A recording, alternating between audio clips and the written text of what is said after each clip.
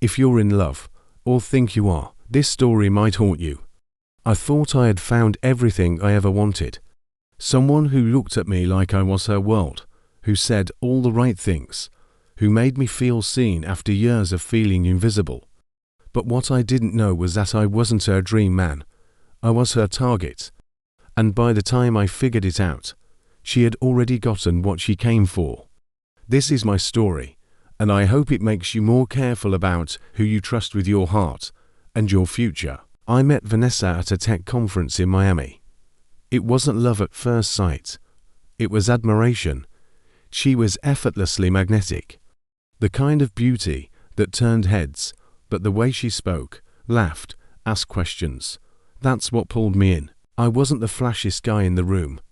At 38, I had seen my fair share of flings and failed attempts at connection. I ran a mid-sized tech firm, wasn't on social media, and didn't wear my wealth on my sleeve. That's why her interest in me felt so real. She said she was a freelance photographer, someone who saw the world through stories and moments. She said my calmness drew her in, that she was tired of fake people and craved something authentic. It felt like fate, like I had finally found someone who liked me for me. I didn't want to fall so quickly, but I did. Within weeks, we were inseparable. She moved into my place without hesitation. I told myself love was about momentum, and we had it. Vanessa had a way of making me feel like the hero of every story. She'd kiss me goodbye in the morning like she couldn't stand to be away from me. She made meals from scratch, framed my photo on her nightstand, introduced me to her friends like I was the man she prayed for. The money thing came up like background noise. She'd mention how her camera had stopped working, or how she was still trying to pay off her student loans. I didn't think twice. I bought her the best camera on the market, paid off her loans. It wasn't about control.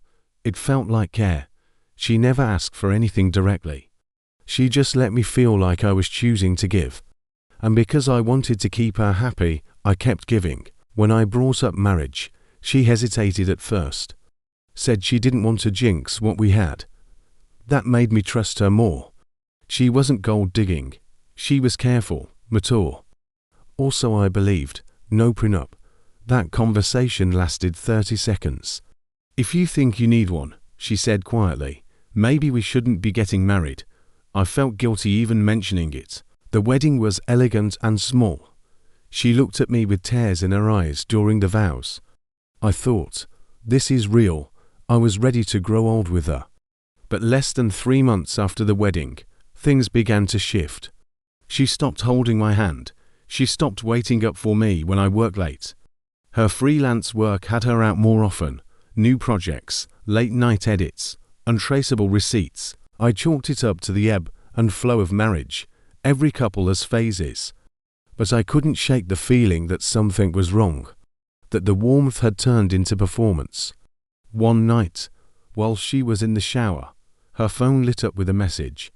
It wasn't curiosity that made me look, it was intuition, that gut feeling that something was off. The message said, "You playing him like a violin, when's the payout?" My blood ran cold. I opened the thread, dozens of messages from a man named Jules, romantic, mocking, strategic. They talked about me like I was a mark. She was reporting back to him, every move I made, every gift I gave. I sat on the couch that night and stared into the dark. My chest physically hurt. I had married someone who never loved me. Someone who studied me like a project. I didn't confront her, not right away.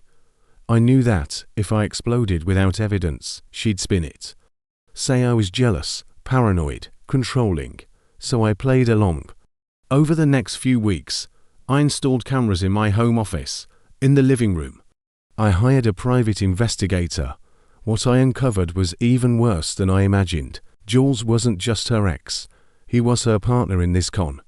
They'd done this before, at least to other men. One left the country after going bankrupt. The other had a breakdown. No one pressed charges. Vanessa's pattern was terrifying. Charm, seduce, marry, drain. She played the long game, never loud, always careful. With enough evidence to present a case, I met with a divorce attorney. He warned me, no prenup meant she could take half of everything. But if we could prove fraud, the story might change. For 3 more months, I wore a mask, smiled, kissed her, made her favorite dinners, all while recording every lie, every text, every transaction. She thought I was blind. I was watching everything. The moment I served her the divorce papers, her face cracked. Not anger, not sadness, just mild surprise. Like someone who expected the house of cards to collapse eventually. In court, she cried like an actress at an audition. Said I was abusive, that she lived in fear. That she had to sneak money because I was controlling. But the messages told a different story. The judge reviewed months of evidence. Messages, bank statements, video footage. Her whole operation fell apart. Jules was subpoenaed, but he fled the country. Vanessa stood alone, the ruling, nullified marriage due to fraud. She left with nothing, no alimony, no property. Just the clothes she wore out of the courtroom. People say I should be happy, that I dodged a bullet. But here's the truth, I'm not angry. I'm not even heartbroken. I'm numb. I question everything now. Every compliment, every touch, every smile. Because when someone lies to you like that, it doesn't just break your heart, it breaks your sense of reality. I've rebuilt my life. Slowly, quietly. I don't date. I don't post. I keep to myself. Some call it paranoia. I call it protection. If this story keeps even one person from falling into a trap like mine, then it matters. If someone's love feels too good to be true, investigate it. Test it. Real love survives scrutiny. Scams don't. I gave her my heart, my home, my trust. And she gave me a performance, but I survived.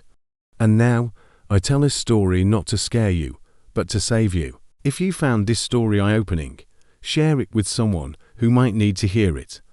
Not all betrayals are loud, some wear wedding rings. Subscribe for more real stories that warn, teach, and protect. This is Michael Mitnick, where we expose scammers and their tricks. Kindly like, share and subscribe.